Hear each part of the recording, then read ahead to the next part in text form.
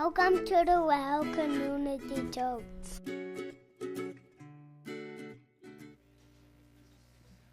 So, parenting is complex.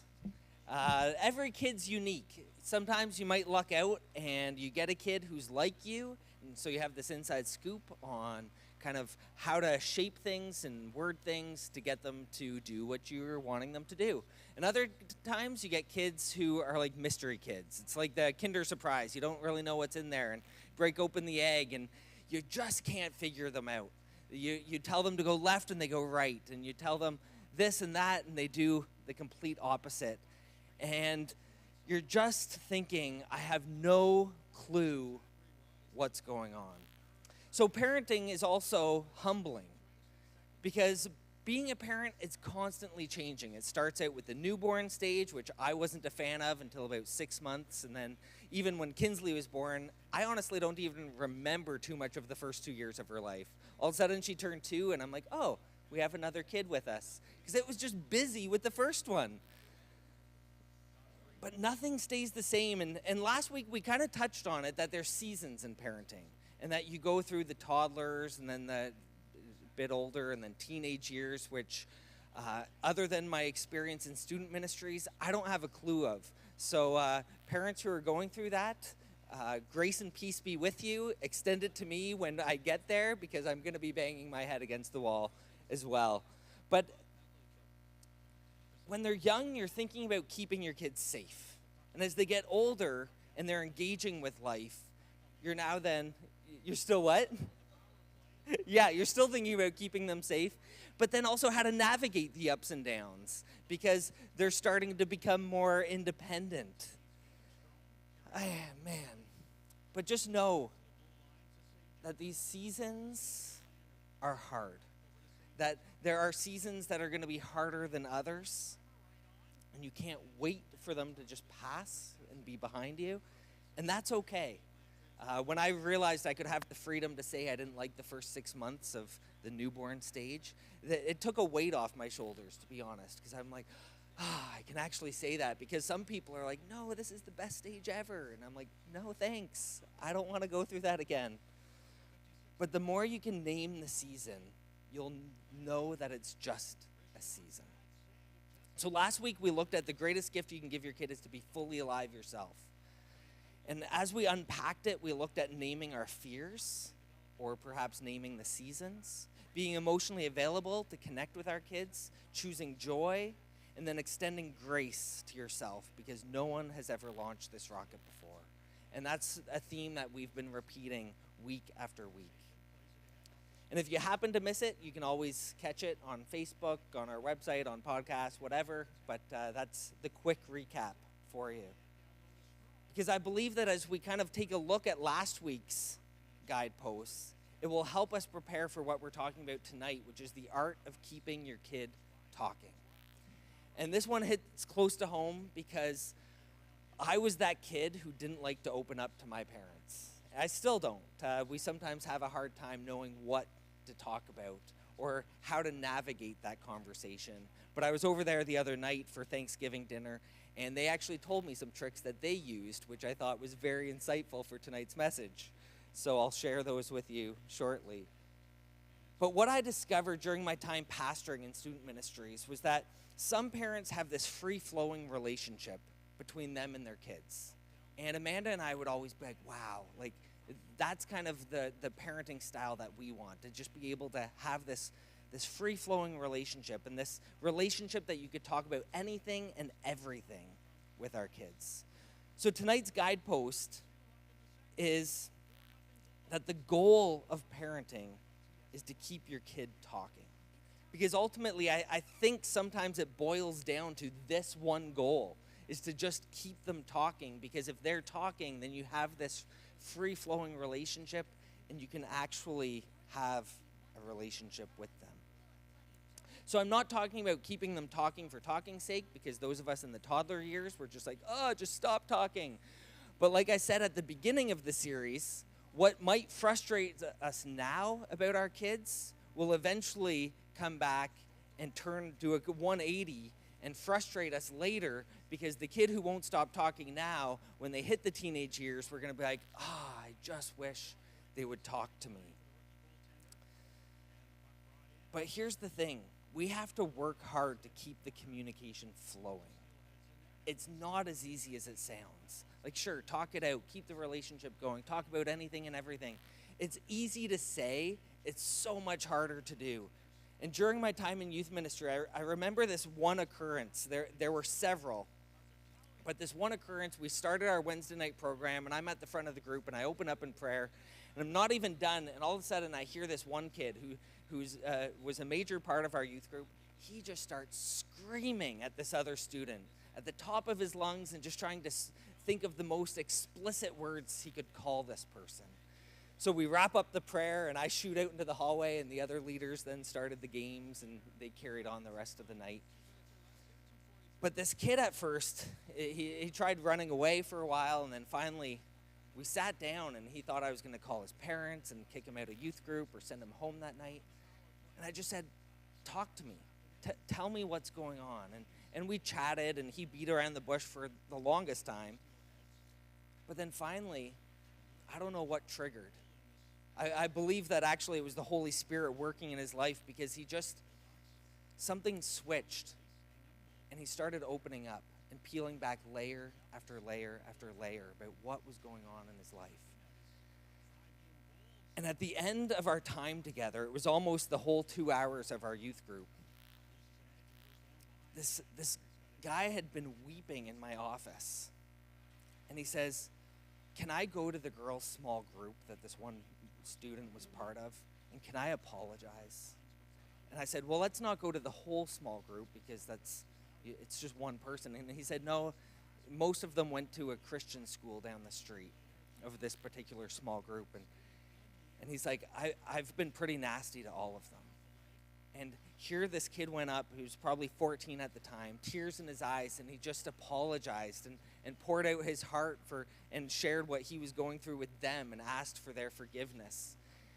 And I just remember that moment and that night, seeing God at work, seeing this kid transform from a screaming, expletive maniac to this kid who is just so tender-hearted and just asking, can I please have your forgiveness?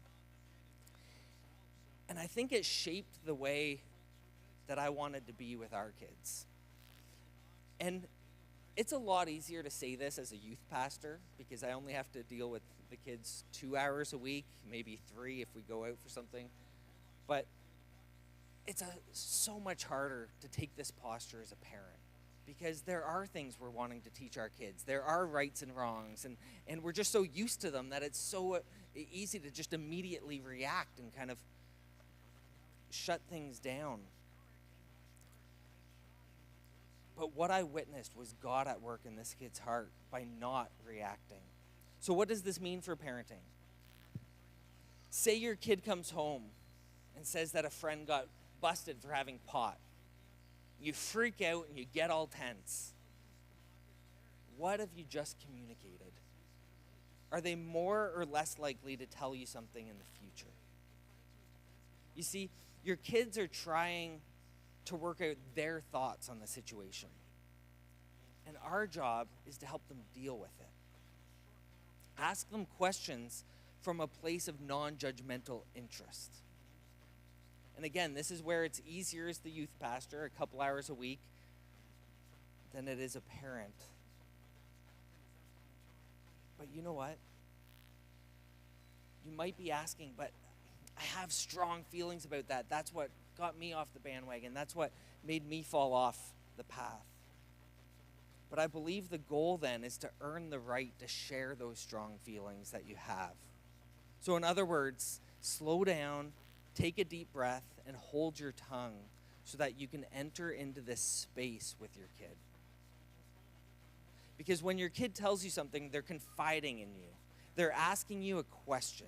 They're saying, can you be trusted to hold this with me and not make a mess of this?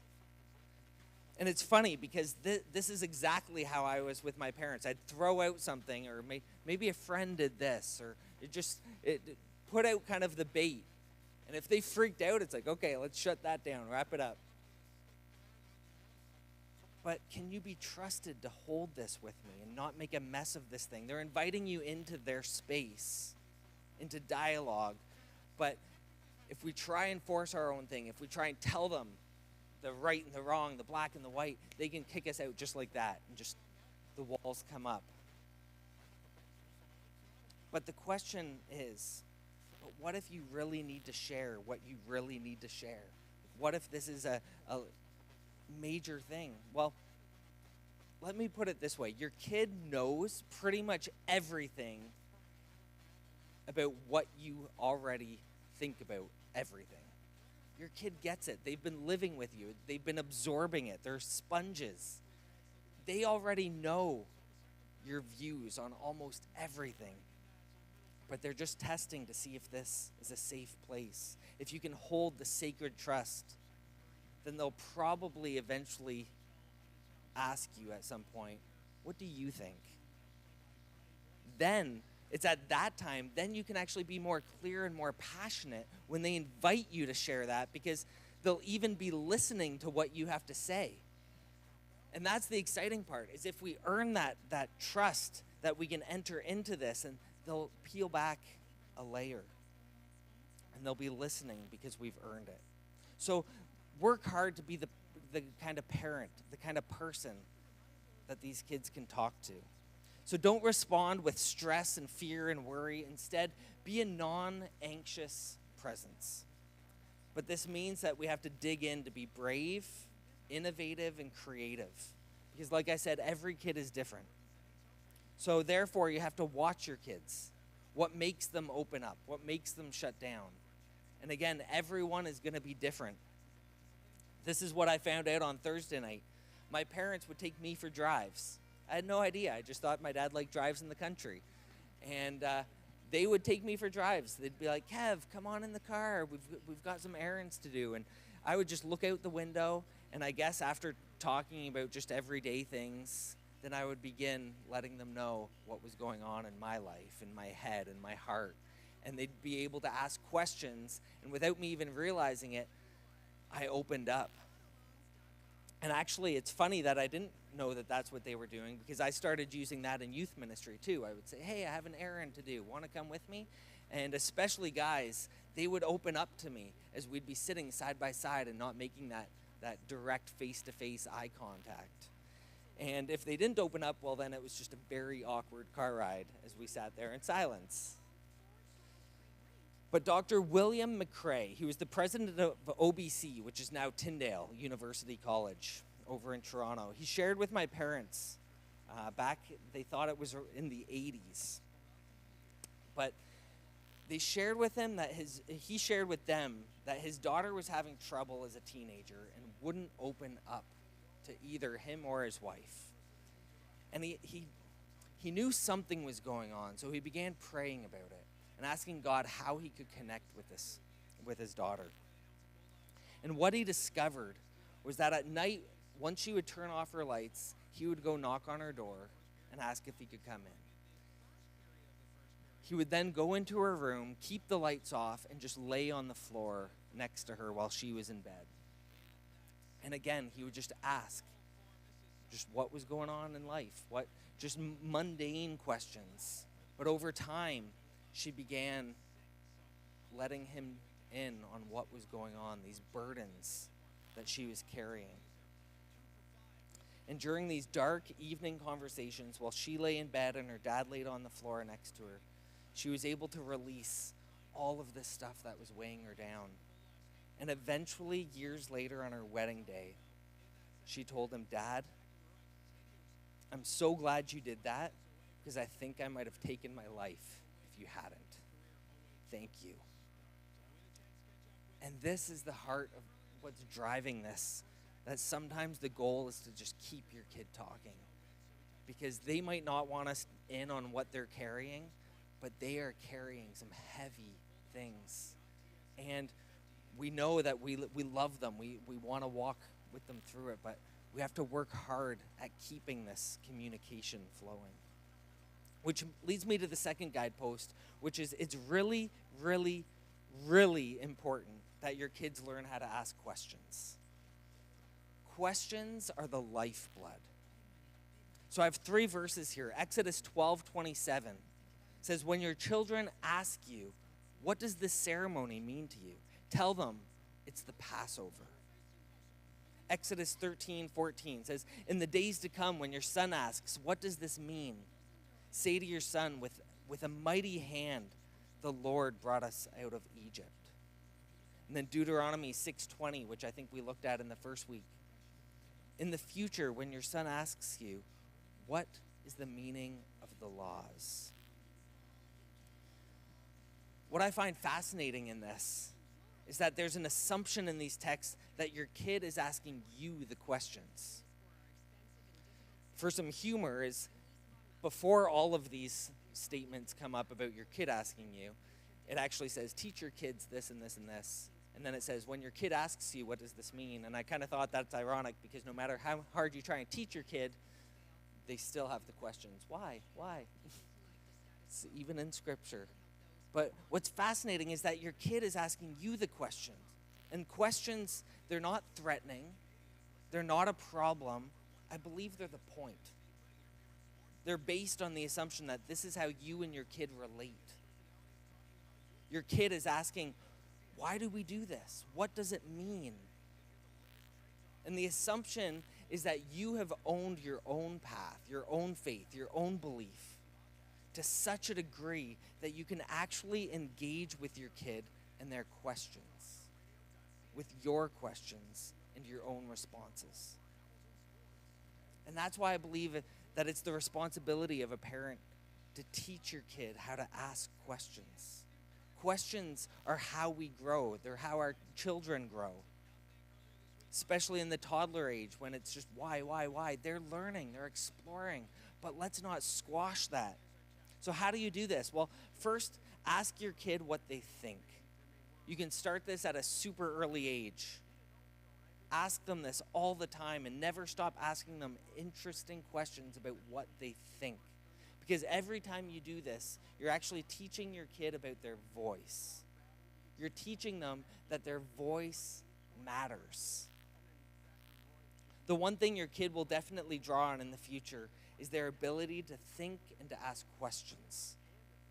You're teaching them that the world is interesting. You're teaching them that they're here to engage with the world and not just to passively participate. And when they ask questions, you're giving them your experience of the world. You as a parent get these opportunities to explain to your kid how meaningful and powerful and significant something is for you. So when your kid asks, why do we do this? What does it mean? You get to bring them into your beautiful, meaningful, powerful experiences that you've had and that have shaped you. But I think the other thing that it might expose is that if you can't answer the question, then maybe you need to rethink your own path. The question that they're asking might actually be a gift to you because it opens you up to exploring. See, questions are rooted in humility. And it begins with the assumption that there's more. There's more to this. There's more to life. Boredom is actually a spiritual disease when you don't think there's anything more. Questions, though, are rooted in this expanding view of the universe. That there is more, that things can be better. And I believe that questions are driven by wonder, especially the toddlers asking why all the time. There's this wonder.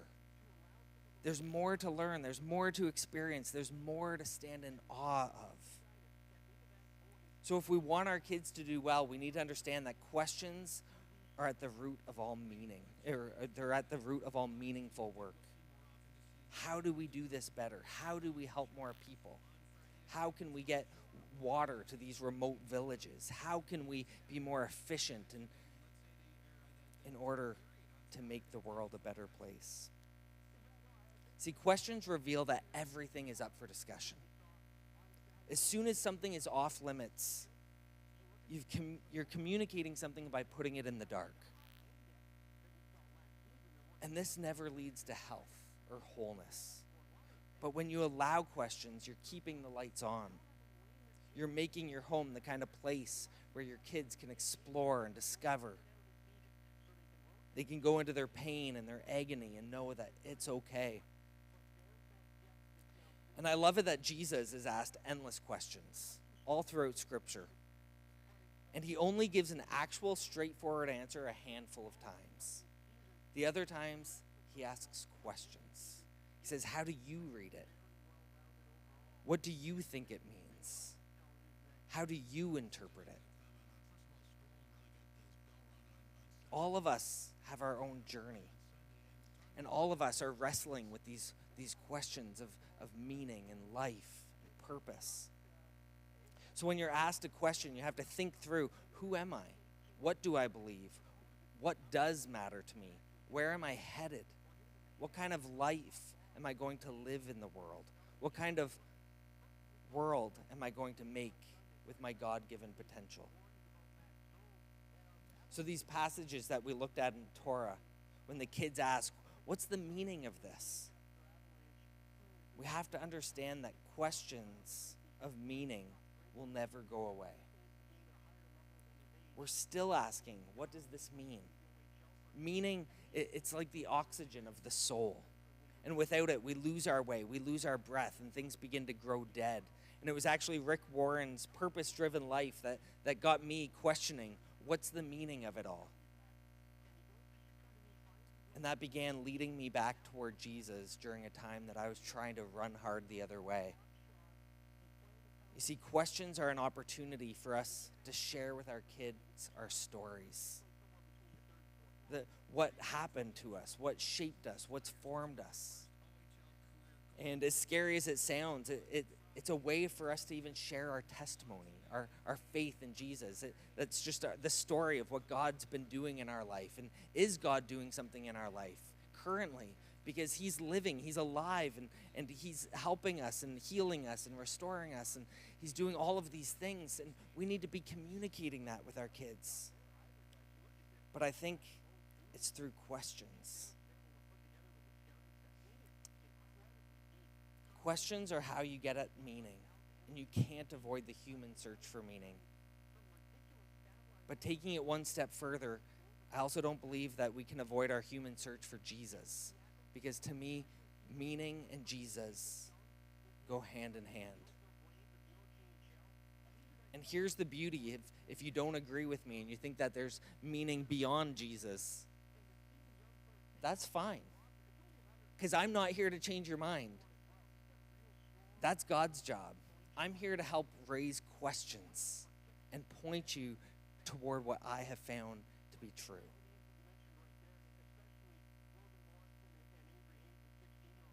I mentioned at the beginning of the series that this is based on a 3-hour audio lecture by Rob and Kristen Bell entitled the same thing, Launching Rockets. And I love the imagery that they gave for this. And this next guidepost, I have to give him credit for, because I couldn't think of a better way to put it myself. And it's raise good punks.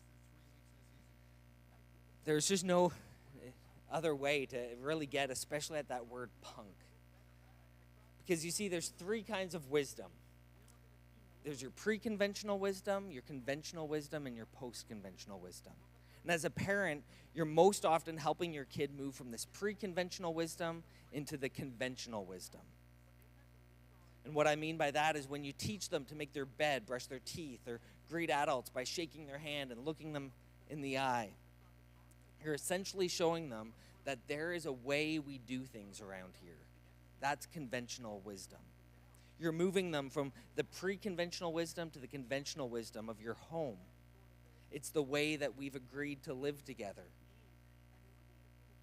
Conventional wisdom is you should save money, you should wear deodorant, you should eat your vegetables.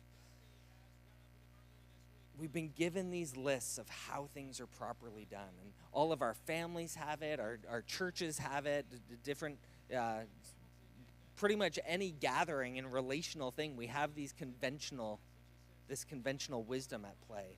Pre-conventional wisdom is the 2-year-old that says no to everything. It's this place of immaturity that rebels against anything that feels like a standard or feels like a rule or feels like conformity. So you're helping your kid mature. You're helping them grow developmentally from this pre-conventional wisdom into conventional wisdom and the way your home is ordered, the way you do things. But then here's the twist. In other areas, and sometimes at the same time, you're helping them move from the conventional wisdom to post-conventional wisdom. Because the hallway at school, the clique of popular kids, etc., all have within them a conventional wisdom, how things are done. And sometimes what all the kids are doing is stupid, is destructive, is damaging.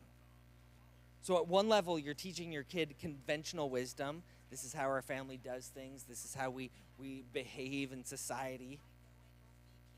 But on another level, you're needing to help your kids swim upstream, to challenge the wisdom of how it is, and to challenge, stand against, and critique the system, and to say, no, I'm not going to participate with that.